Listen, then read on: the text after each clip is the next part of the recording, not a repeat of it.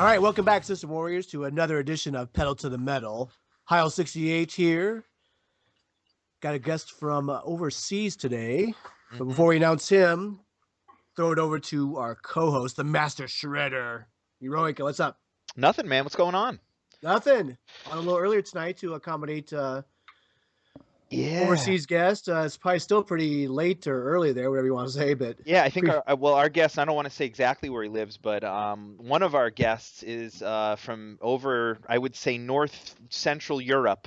If I have my geographic locations correct, he can clarify that in a minute. But yeah, we definitely wanted to accommodate. So he's up a little past midnight, but we're going to get to him in just a minute. I want to let everybody know that we're not on tonight with Animal Mother. We fired him. Heil sent him. I'm like rid of the drunk.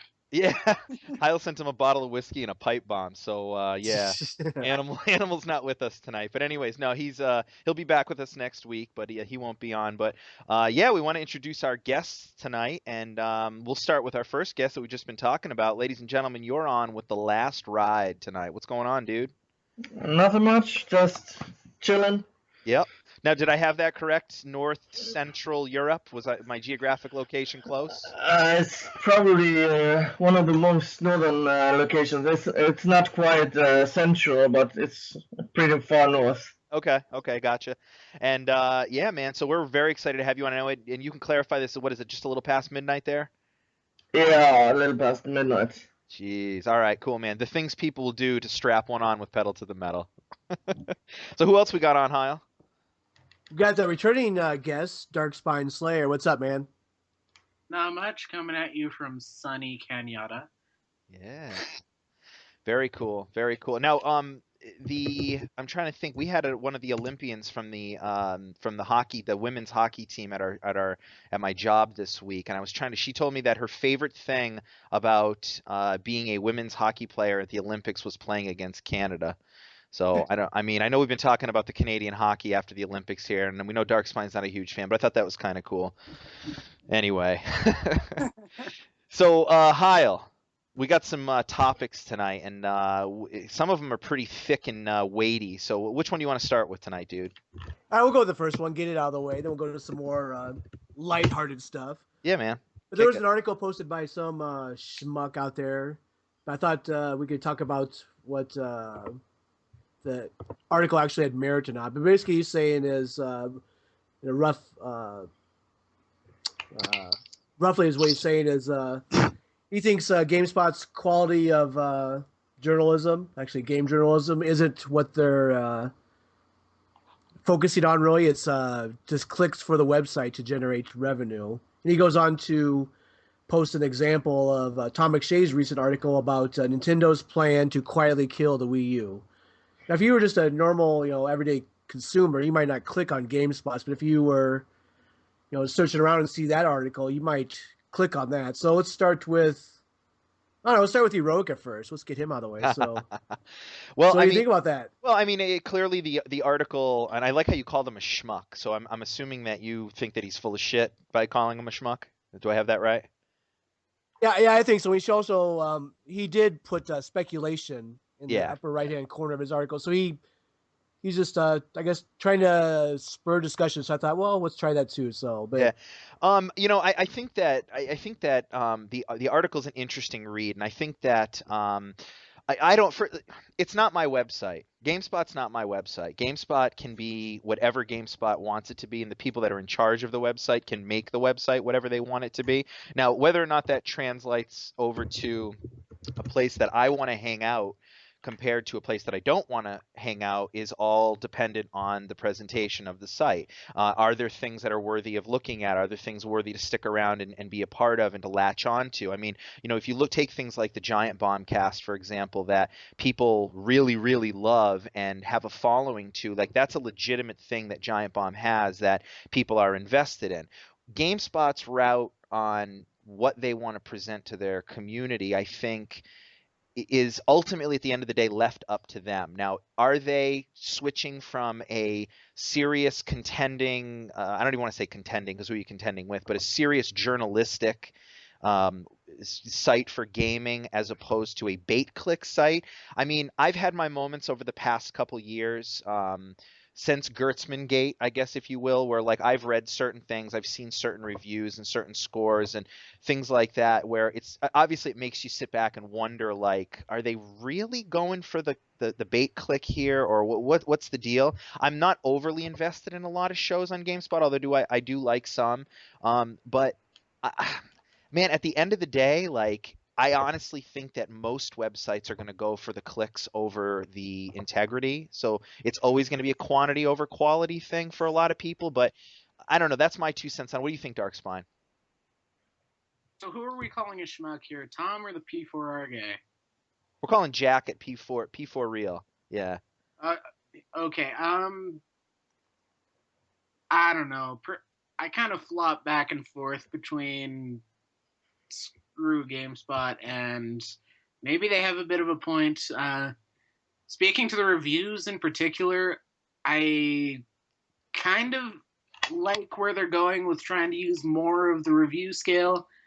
That doesn't always go over so well with the fanboys, but using, I don't know. I think they're, I think more than clickbait, they're trying to get away from some of the kind of negative tropes of the. I can appreciate it when it's in an editorial, and some of it's legitimately worth bringing up. But so go ahead and finish up there, Darkspine, because I want to hear the end of your point. So you're at the point where you don't think that they're necessarily going for the clickbait article, but you have some questions.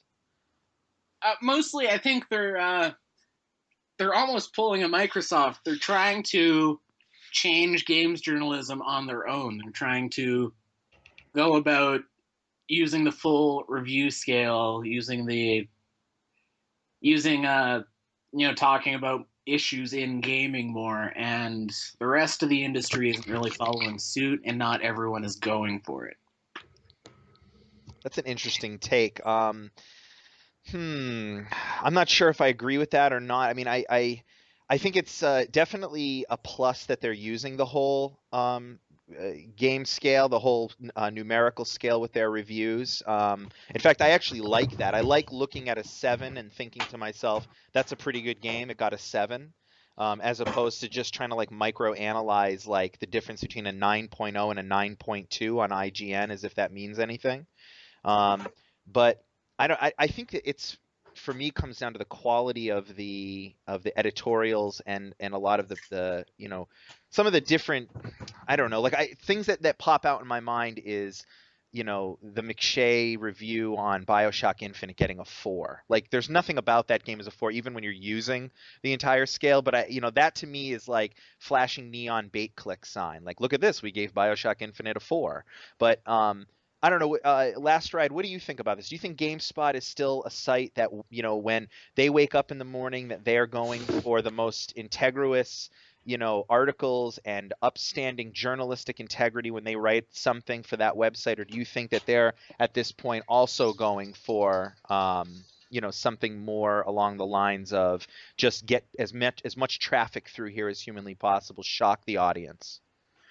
I think it's a little bit of both. I mean, there have been incidents where they have just been clickbaits, but compared to something, I read an article on IGN where they said, this is the reason why you should be excited for Shadow of Mordor. You don't see that on GameSpot. And I think it's more when they write editorials, for example, when they shine on their personal views. I think those can be clickbaits. Yeah, and that's actually okay. I mean, I don't even have anything against the clickbait. Like I said in the beginning, like I kind of feel like it's their website. They can run it however they want. It doesn't mean that people have to enjoy it. I mean, kind of getting back to what DSS said about Microsoft, like they're going to make the product they want to make. It doesn't mean that you're forced to buy it. But there is some room, I think, for the clickbait article on any website. Because they are fun. They do everyone likes a good rumor or a good, controversy in some way, shape, or form, no matter how minute. But Heil, what do you think about it?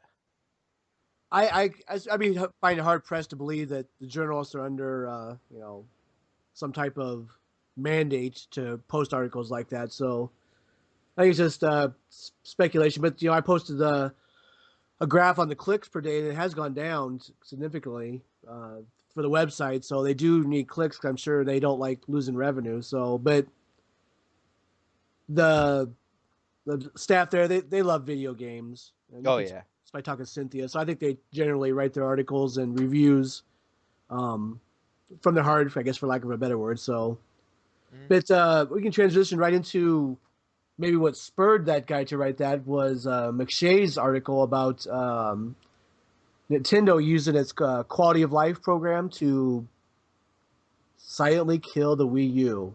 Yeah.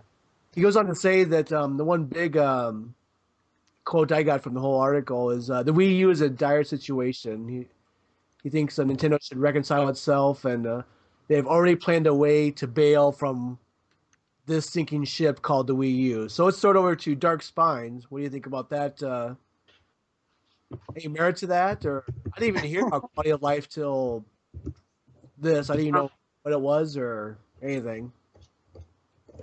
I can't remember much of the article personally, just going by what I believe Nintendo's plan is. I do believe they intend to ride it out. I mean, they're going to release what they release and just kind of deal with the fact that the Wii U was a complete flop and move on to whatever the next thing is. I don't think they're trying to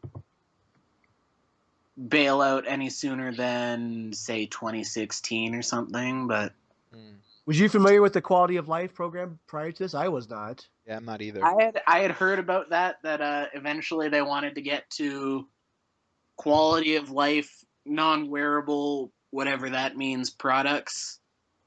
Again, nobody has any idea what that means. I certainly don't. I don't think those are anytime soon, personally. What do you think? What do you think, Last Ride, about? I mean, you think the Wii U is going to be around, say, Christmas of 2016, 2017, or do you think that they're going to pull the plug? I'm not sure because they have to at least give the Wii U some lifespan. Because if they do it like Sega Genesis or Sega in the 90s, where they just re-released before it was done, they're not gonna get a goodwill with customers and gamers in general. Yeah. And I mean, they could just ride it out, try to release the games they usually do, like Zelda and Mario Kart and those games, but I mean, we can't really expect them to do much more than that unless the Wii U catches wind with those games. Now, Darkspine, can you help me with this? Because I'm not 100% sure. I know you are, and I'm not sure what the Last Ride's, total gaming tastes are, if he's a Nintendo fan or not. I know you follow the company probably more than me and Heil from previous conversations, but are they operating in the black on the Wii U right now? I mean, is it a console that they're selling higher than what it costs to make? I don't follow the financials too much. At launch, they were selling just barely at a loss, but made it back with the purchase of a single game. I remember that. I would say they're just about breaking even, just kind of estimating it, but okay. I'm not really sure offhand. Yeah, I mean, I can't help but to feel like, I mean, my own 2 cents on this is, whether or not they cancel the Wii U or they shove out, the games that they have already in development for it and look to the future for some other endeavor for the Nintendo brand for consoles. I mean, I can't help but to look at that price and just be like, instant no. Like when you're looking at a $400, $399 PS4 that has 500 gig, hard drive space, it's got all of the online, it's got all of the, it's got pretty much everything that modern gamers would want for a console, and then you compare it to the Wii U that has a 32 gig hard drive. Oh And- yeah, the Wii U is drastically overpriced for what it offers. And that's what I'm saying. You know, it's a $300 console. Do they still have the 350 version, or is that gone? They dropped the 300 version and dropped the 350 version to $300. So for $100 more, you can get the premier, Gen 8 console. And it just seems like it's such a distance in what it offers as compared to what else is out on the market. Shit, even the Xbox One is more of an attractive at 500 to me than the Wii U is at 300. I mean, if they got the console down around $200, but I don't know how we know how stubborn Nintendo is. I mean, Heil, what do you think? I'm still shocked that you labeled the PS4 the premier game console of this gen. So Well, conversion complete. I heard Yeah. I heard Darkspine giggle when I said that too. But, no, I mean, you know what I mean. I just mean like, the X1 and the PS4 really are the two, I would say the headliner consoles for Gen 8. And it's not a knock against the Wii U, but I mean, come on, let's take a look at it. I mean, it's not hardware wise, it's lacking, I mean. Well, yeah, I mean, in McShay's article, he pointed out the truth that 2014, they'll have Mario Kart, Yoshi's Epic Yarn, hopefully Super Smash Brothers, Bayonetta 2. Yeah. Maybe we'll even get Project X, which I personally want more than any of those before mentioned games. Yeah. And maybe Zelda in 2015. Yeah. But after that, don't expect much. And of course, we all know about the Wii U's third-party support. So it's pretty, as far as that goes, yeah. And then plus the hardware comparisons, price for whatever you want, math you want to work. It doesn't make it out to be a very good console. It'd be good to, if anything, to subsidize a current PC or PS4, Xbox One. Yeah. So let's say tomorrow it's suddenly $200. How much more attractive is this thing to you as a consumer? For me, it's a lot more. I'd probably go buy it. I mean, 200. I would say the same. Yeah.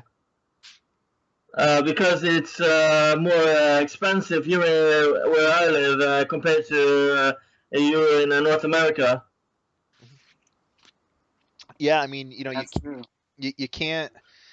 I don't want to say anything. I'm about to tap into my inner animal here, but you can't polish a turd. And I'm not saying that the Wii U is a turd, but like at that price, it comes off kind of as a turd. I mean, it doesn't belong at that price point. And I know Nintendo has always customarily ran their consoles in the black come hell or high water, but this is a case where the sales dictate that a price drop is needed more than anything. And I also think, to give a little bit of validity to maybe Tom McShay's point, and I've always said this, and I know Heil and I have gone around and round about like what the actual state of the casual is, but I feel like this is proof in my camp about the casual gamer moving on. I mean, we're seeing games like Knack, which was not well received in the gaming industry review wise, consistently outperform Super Mario Brothers, which is the highest selling franchise in video game history. I really think that the casual gamer has also morphed from Gen 7 to Gen 8, from, Mario and Mario Kart to games like Call of Duty and, Netflix. And I really feel like there's been a little bit of a paradigm shift with what casual gamers are going after nowadays also. So, I mean, you guys can blow that up if you want, but I don't know. I kind of feel like we're seeing it play out every month. Like, do you really have any confidence that Mario Kart 8 is going to push 20 million Wii U's out the door at $300? Because I don't. No. The only person who does is Charizard. What do you think? What do you think? Last Ride. Do you think that any of these games that are coming out this year? I mean, no one's going to deny that Bayonetta 2, doesn't look awesome, and no one's going to deny that Project X, isn't going to be a really legit game, and so on and so forth. But like, do any of these games strike you as system movers, or even games that would want to or help sell the console in any way? I mean, the games that would probably move most are Smash Bros. And Mario Kart. But considering how Wii U is kind of inferior to those two other consoles, they need to do it by giving a better offer when it comes to games, not the hardware. And overall, they need to just drop the price because they don't have the games at this point in time to make a better offer at $300 compared to the other consoles. Mm. Yeah, what do you think, Heil? You think anything is going to push any more consoles, or? I think all those games will push consoles, but to make You really? You think Bayonetta 2 is going to sell consoles? Oh, well, sorry, maybe not that one, but I think Mario Kart will. Yeah. Super Smash Brothers definitely will, but I was just gonna say to not to get them out of what I see as predetermined third place for consoles. No, none of those games will. I mean, any game can be a system seller. I mean, I think some of I don't know if Champ has it already, but I think he would go buy it just to play Bayonetta 2. Aljosa from the olden days would. Yeah. I know, but I think those two already have the Wii U. But there might be a Bayonetta 2 fan out there that's waiting. Sure. To make a meaningful difference. No. Yeah. Smash is definitely pushing consoles. Yeah, I agree with that. I'd agree. Definitely pushing consoles. Those games pushed the frickin' Wii. Yeah. It's a question of how much they're gonna push it with that price point that's just frankly insulting right now. And I couldn't have said it better myself, because that was exactly the counterpoint I was going to bring up. Like, yeah, Super Smash Brothers is going to push consoles, but how many less consoles is it going to push in a world where the PS4 is only $100 more and games like Infamous Second Son are out? You know what I'm saying? Like, yeah, and you can make fun of Sony's online, but it's like megatons better than Nintendo. So not be able to, dedicated chat and friends and all that stuff. It's just not that. I mean, it's not that easy on the Wii U, and it's not as robust. So it definitely killed my playing of Super Smash Brothers on the Wii. That's for sure. Yeah. I don't know. I mean, are you? Let me get this right now. Hi, I know you got a Wii U. DSS, do you have one? I do. I had one around the launch date for some reason. Yeah. And Last Ride, do you have one? Excuse me, what did you say? Do you have a Wii U? No, it costs $400 here around there, so I can't justify that. Yeah. Just by comparison, what's the PS4 there? I bought it at launch, so it's around $900. Oh, Jesus. $900? Yeah, around there. $99 US. That's crazy. That is crazy. So yeah, I mean, I don't know, closing up this topic, I mean, I mean, whether or not McShay has a point, I think he has a point. I think that there is a legitimacy to the idea that, as we see, these other two consoles selling seemingly well, one of these two consoles is selling incredibly well. The other one, I think, has got some of its own issues that I think we all would come to an agreement that, Microsoft is maybe only one or two small moves away from getting into the fight. I mean, they've got they seem to have a pretty good stable of games starting to come out over the next year, and whether or not the Kinect holds them back or augments the console still remains to be seen. But that $500 price point for the Xbox One is a big detractor as compared to the PlayStation 4. I just don't see the Wii U being anything more than a 20 to 30 million console, sold over the generation. And I'm not even saying that that's a bad thing. I mean, Nintendo might end up making a very small profit over it, but where the fuck do they go in the future? I just don't know. Any last word? No, I think that's pretty much covers it pretty well, I think. Yeah. So let's get into this next one. The Witcher 3.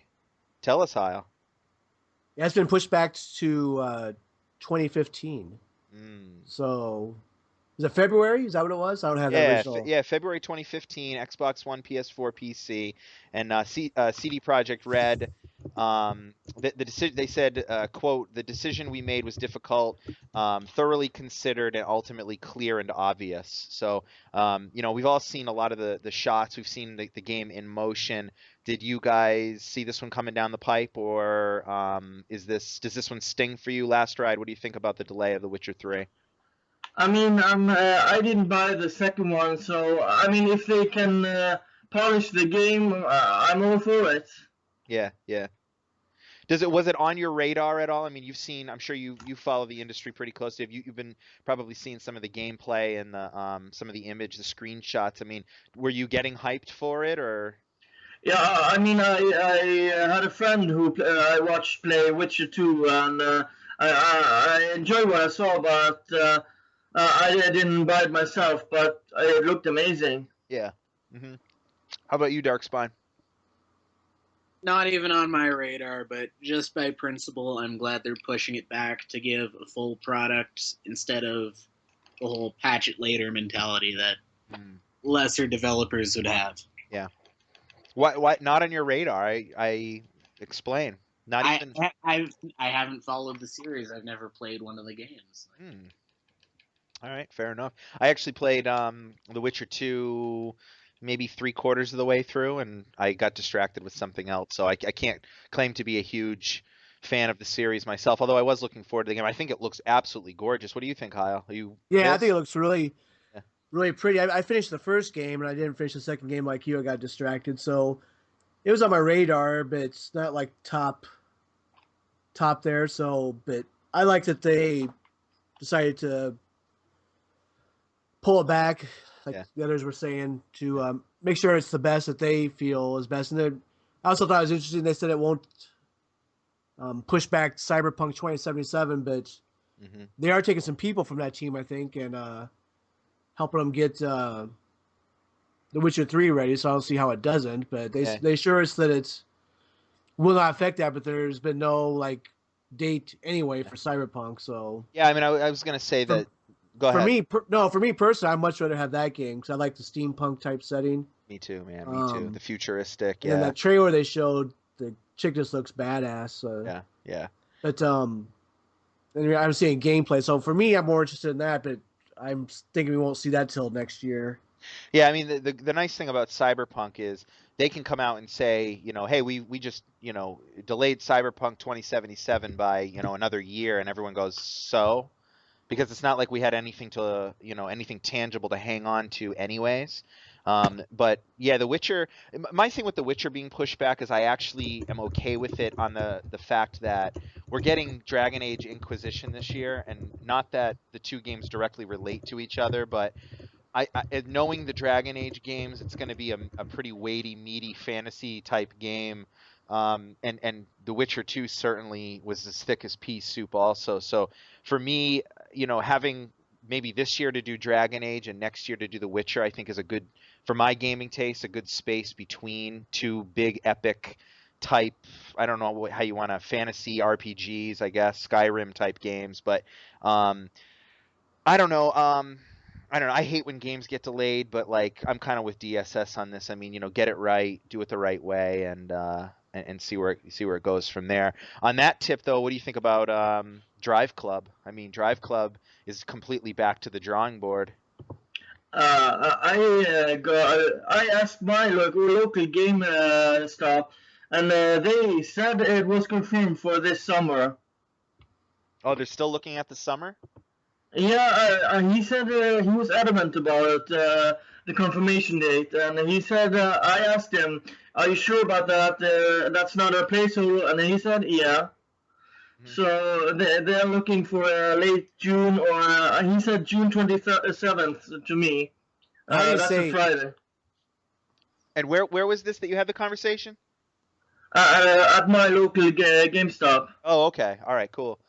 Yeah, I mean, because the latest report saying that the game has gone back to the drawing board. I know that that doesn't necessarily mean anything. It doesn't mean that the game is back at square one, back to the title screen or anything as far as the design. But it does sound like this game, which kind of at one point seemed like a slam dunk for launch, is kind of now slipping. I know in System Wars people were calling it the PS4's Last Guardian, but DSS, does that bum you out? No Drive Club? I'm not a huge fan of racing sims either. Drive Club was kind of interesting. I would have picked it up with PlayStation Plus, give it a try there. But yeah, again, I'd rather they bring out something interesting and bug free for me to try than just throwing something out and messing with it over time. Like, don't sell an unfinished product. Yeah, yeah. Heil, what do you think? Yeah, I'm kind of bummed. I thought that'd be a fun game. The social aspect of it, have a bunch of people and be connected that way. So, but yeah, it sounds like it's almost be close to a year. Yeah. So, but I'd rather have them release a complete game. So it's not like I'm hurting for games to play. So Yeah. I'd rather have them take their time. But I sure hope it's not the Last Guardian's case. And I don't see how that comment's pretty ominous. You don't say back to square one. Yeah. I mean, I don't think it's coming out this summer, but I guess we'll see. Yeah.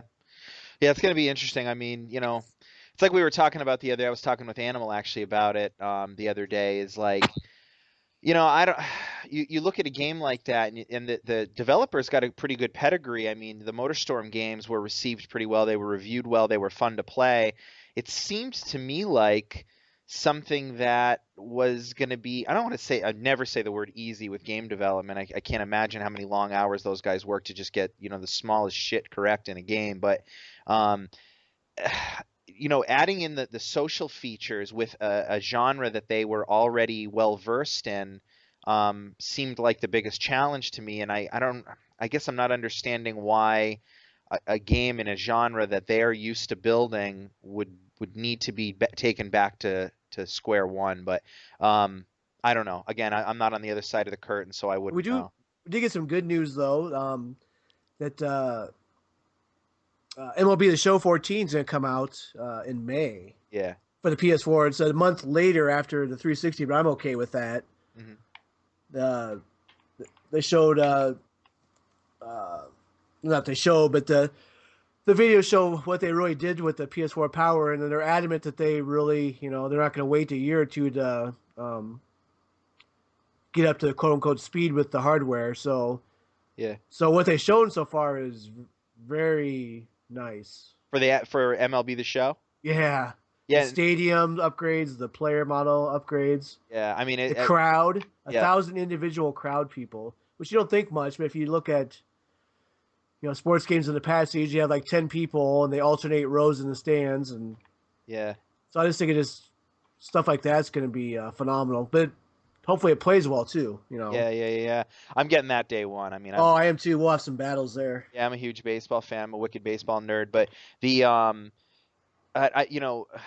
my thing is, I'm even more curious because I know that MLB The Show will at least be like a really fun, playable game. It for me is who's the third-party developer that's going to come along here, a publisher that's going to come along here and pick up the MLB license? Because I want back MVP baseball like you cannot believe on EA, and I don't know. What do you guys think? You guys think that we're going to have a third-party publisher pick up the MLB rights? No, just like basketball, they're the premier developers. They know their games are going to be shit compared to, there's not enough return on investment. Yeah. Would it be good to have competition? Yeah. But as you saw with NBA 2K or 2K Real called, EA's not going to make another, I don't think, basketball game, are they? My only thing, and I know that my Sony friends here are going to lambaste me for saying this, but I mean, I've played MLB The Show. I have not the most recent one, but the one before it, and MVP 2005 is still to me a better game. The EA offering to me was a more fluid, more get you in the action, more fun to play baseball game than MLB The Show is. But I mean, I don't know if that's personal preference or what, but I'd love to see some competition, I guess is all I'm saying. And Darkspine is so pissed that there's no such thing as the Montreal Expos that he's just exited himself from the conversation. We're here, DSS. Let's get back onto core games. So actually, I think we're out of core games. We're going to talk about Candy Crush next. Oh, okay, yeah. So Heil, lead us in, man. Well, just a wow factor, even take out our love for video games, but the makers, who makes that thing? I always forget. Candy Crush? I have no idea. King. Oh, okay. I think it's going public, start trading, so They're estimating it's worth at $7.6 billion. Just that one game?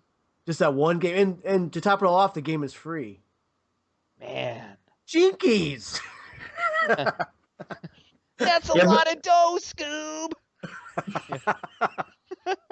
But didn't EA announce that they earned most of a lot of their profits with the microtransactions? Oh yeah, for sure. There's people that play to keep their turns going. Yeah, but that's just incredible. Yeah. So I just thought that was a fun fact. So that's I don't know. That's it's hard for to deny that the mobile market doesn't have potential, doesn't it? Yeah. It's crazy. I mean, the games are getting better. I mean, I read in my Game Informer every month some of the upcoming mobile games, and so they do featurettes every once in a while on things that are coming out, and some of the mobile stuff looks good. I mean, especially on iOS, man. iOS carries a lot of fun games.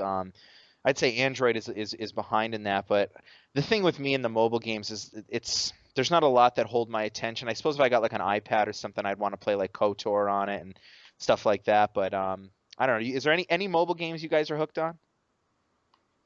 Last Ride? The only one I dabbled a little with was Fruit Ninja. That was the only one. Yeah. How about you, DSS? Despite my thoughts on mobile, I am actually quite invested in the App Store. It can do some things really well. It's when it tries to be a handheld, it starts to fall flat. They have some real winners like Infinity Blade with Punch Out with Swords. Then you got your Sonic ports, which are actually really good, and yeah. I'm amazed that I didn't get shat on more by saying I should play KOTOR in the chat window here. And actually, Terraria works really well on an iPad. One of the first games in a long, long time, probably since The World Ends With You, where I've sat for like hours on my iPad playing a game. Yeah. So yeah, I mean, I don't know, Heil, I know you got your fancy Galaxy. So are you playing any games or? No, I got an iPad. Oh, that's right. So I think the pinballs work really well. Yeah. We played those at your house. I play Candy Crush, but I don't give them any money. So. Yeah. What do you get? Like three plays a day or something? My wife plays it. You get 5 a day. Yeah, your friends can send them to you, so I don't mind it. But I like those type of games. I don't like to play. I've tried where they've tried more traditional games. The touch screens just never really. I mean, there's a couple of racers that feel pretty good, but yeah, I just like the quick and easy, I guess, traditional mobile games for my iPad. Yeah, I hear you. I can't. I mean, I don't know. Like, I don't even. I feel like if I have time to sit down and game, I'm gonna do it on one of the consoles or my 3DS or PC or whatever. I just am never in that spot where I'm sitting there going, I think I'll play some mobile gaming. I mean, I Vector every once in a great while I'll play. I think that's a really fun game. I don't know. I used to manage a city on Paradise Island that probably dumped more freaking hours into that than anything. And when I upgraded my phone, you can't take the game with you, so I had to start back at square one. So I'm like, I'm done here. But I don't know. I'm not really all that well versed. I look at some of them in the Game Informer, and I'm like, they're pretty good. They look actually kind of fun, but who knows? It's the games that really leverage the strengths of the touch screen only kind of thing. Yeah. It's the others that, again, pretend to be handheld games that really kind of fall flat on their face, like the Mega Man X port they had, which is just unplayable. Yeah. Sure. Yeah. What do you think we should move on in? Yeah. Let's keep going. Maybe we can finish up with kind of what you're playing right now. We can. Yeah. If these guys want to talk about anything too, so we're pretty lean right now for what we usually record at, but yeah. Anyway, there was an article posted today that, how do you pronounce his name? I say Kojomi, but... Kojima? Kojima, sorry. Yeah. Kajomi. Sorry. Says that he would like to work on a Silent Hill game. What do you guys think about that? I think Animal Mother just literally blew his pants out. I don't know. What do you think? Last Ride. What do you think about Kojima heading up a Silent Hill? It could work if you put enough effort in it, and he wants to do it. Why not? Mm.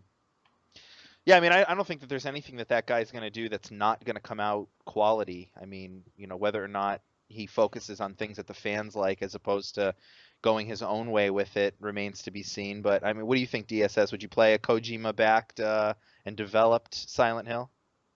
That'd probably actually interest me a lot more than Silent Hill currently does. Yeah. If there's one thing Kojima does, it's relatively okay stories. The overall arcs kind of get convoluted as all hell, but he does some pretty interesting work with atmosphere. Like, I'd like to see what he could do with it. I'm still not convinced he'll ever escape Metal Gear, but I don't either.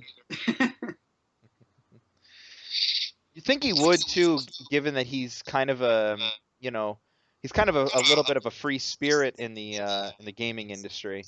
You'd think somebody got an echo on. Somebody got me on speaker on their iPhone. I think it's DSS. I've only got the Mac going. Oh, okay. Anyways, I was gonna say that he's kind of a free spirit a little bit. I think in the industry, you'd think that he would have broken away from Metal Gear by now, but he keeps getting sucked back in. But Heil, what about you? Would you play Kojima Silent Hill? Yeah, I think I would. Yeah. I'm kind of looking forward to Metal Gear Solid 5 here, so I would, just because I think he's one of the top guys. So I don't know how his, you really couldn't have. Could you, like,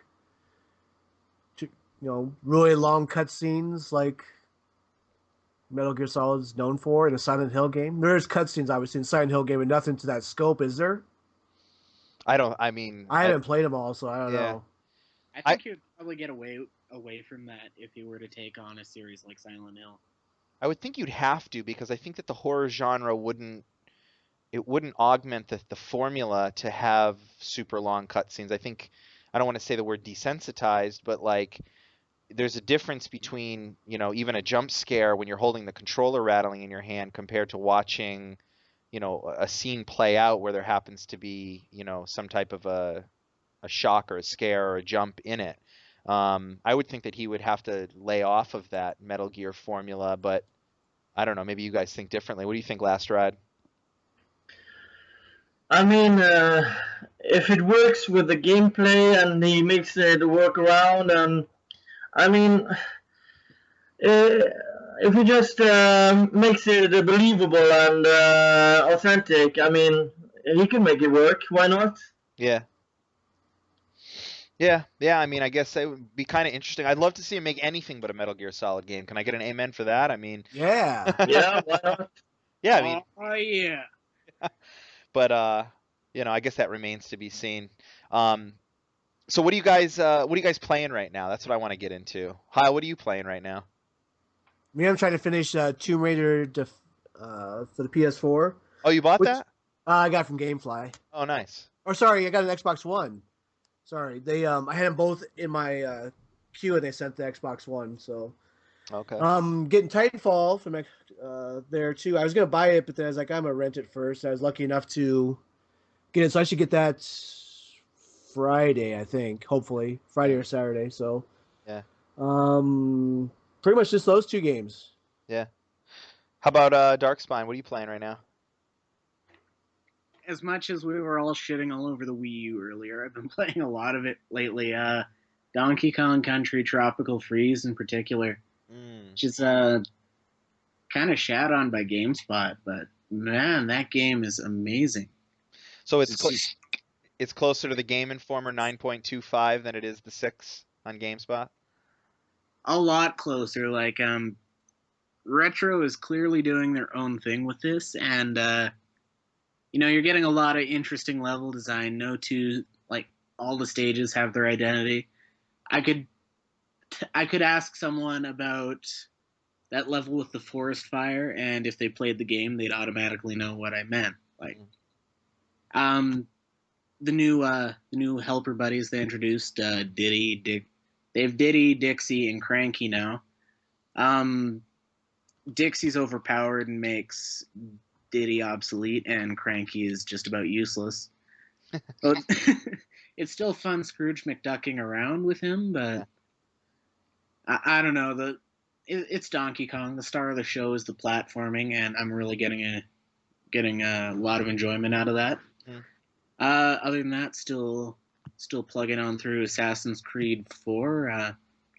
It's the best kind of open world games where, you know, you set your destination on a specific point and you find 7 or 8 distractions on the way, and an hour and a half later you're at the other end of the map instead of where you originally set out for.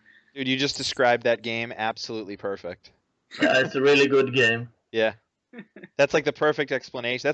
That's like what I try to say in 100 words you just said in like 15. It's so true though. I mean, that's why the Creed games have always been fun, and quite frankly, that's why Assassin's Creed 3 sucked balls. Was because you couldn't do, there was nothing to do, or you'd get sent out in the middle of the wilderness to get a feather in a tree, but there was nothing to do along the way. Yeah, true. Exactly. Just like the way they worked the sailing is amazing. How interesting it is. How everything you do ties into kind of a tangible benefit for gameplay. Yep.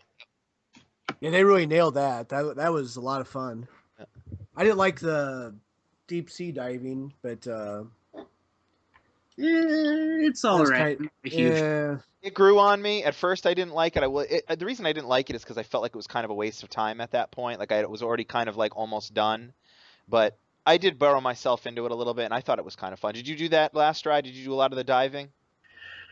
I dabbled with it, but I mostly stuck around with the island or the sailing.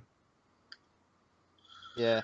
Going around everywhere. So I pretty much did everything except that. I did some of it, but just not every mission with the diving. Did you guys take on those legendary ships yet? I haven't done that yet. I haven't done that either. Nah, my ship isn't good enough. I think I must have ransacked the Caribbean Sea 14 times over. I mean, I feel like every time I took the helm, I blew up 19 ships on my way to my next destination. But like, it just never stops being fun. You know what? It's even fun to do like the trading, sections in your ship where you send the ships out across the Caribbean to like different islands and shit. Like even that's fun in Assassin's Creed 4. Like there's no part of the game that like fell flat for me. I know some people don't like the modern day stuff, the first person stuff. Yeah, like, that wasn't that great. But see, for me, there was enough carrots at the end of the stick there that like threw back to some of the older story elements and some of the older things that they introduced in the overall narrative that like made it worthwhile. That made me want to keep hacking computers and do. I'm not going to say that the little mini games there were as good as the glyph sections were in Assassin's Creed 2, but there was at least a little something to do there. So. I don't know. I really liked that game. Where do you guys think, just not to change it up too much, where do you think the next game is going to be held? And just for preface, Jade Raymond already said it will not be a Japan setting, and it is in her favorite historical era, but she didn't say what that was. Just before we move on real quick, I want to jump back to you were talking about Kenway's Fleet. Did anyone play that with the companion app? Like play Assassin's Creed 4 with the companion app? I did not. No. Really? That actually won a mobile game of the year or something here in Norway, here where I live. I don't know. Personally, I think it was really cool. Basically, it gives you kind of a larger map, and it lets you access Kenway's fleet away from the game. Oh, cool. Which personally was something I really enjoyed. I really got a lot out of, because if I didn't have that kind of tied in, I probably wouldn't have spent nearly as much time with it. Yeah, because I kept reading on the bottom, if you have a friend, you can accomplish these missions quicker if you have a friend join you, or something to that effect. But I never understood what it meant. Was that in reference to the mobile app? No, I think that's in reference to other Uplay friends that send out ships. You can go to a certain menu and speed them up or heal them or whatever. Okay. That's actually cross-platform, which I find interesting. Phazon Blazer sending out ships on the Wii U version. I would boost on the PS4 version, but Wow, that's cool. Huh. So yeah, so what do you guys think about the setting? Last Ride, where do you think it's going to go to? Sunny, warm, wintry Norway or what? No, I really doubt that. Personally, I would like perhaps a Greek setting where they could play up philosophers and stuff like that were in Greece, but I know that's not going to happen. I think it's going to be in England, Victorian or something like that. All right, Victorian England. That'd be actually kind of cool. What do you think, DSS? I was gonna go there myself. I heard a very interesting theory with like how they could go Victorian England and play up stuff like Jack the Ripper and all that. I think that'd be pretty cool. I think that would look gorgeous, like a rendered London on now gen consoles and PC would look friggin' gorgeous, I think. Oh, But yeah, what do you think, Kyle? Yeah, it's either that one or like the French, like what 13th, 14th century in France, maybe. I know well, a lot of people are clamoring for the French Revolution, and that was 1800s. Oh, well. Yeah, is that what you mean, or do you actually mean 1300s France? Well, yeah, I guess I was thinking of the revolution there too, Yeah. but yeah, with Napoleon, I mean that could be kind of good. I don't know. For me, I'm actually one of the people that is not in the camp that wants to see it go to Japan. I do like the fact that Assassin's Creed 4 proved that they are not worried about backing up in history. I mean, every release up to Assassin's Creed 4 had moved forward chronologically in time, and I like that Assassin's Creed 4 went back, proving that they don't care if they go back. I mean, shit, they could go back to the birth of Jesus if they wanted to. But I don't know. I think the French Revolution is a possibility, and I think that's what I'm going to say, although I do like the Victorian England. I'm also curious to see if they do something in the Old West, and I know that sounds weird, but I don't know. Mean, they have guns in most of the games. Why not? I mean, they could work it in there. Yeah. Yeah, I mean, I don't know how they would do the, a lot of the parkour style gameplay, but let's face it, everything in Assassin's Creed 4 was created. You can tell that those landscapes were created, those playgrounds and villages and cities were created with the parkour in mind and not necessarily with like a historical map in mind. Yeah. But Darkspine, you sounded like you were disagreeing with something like the Old West. What do you, go ahead.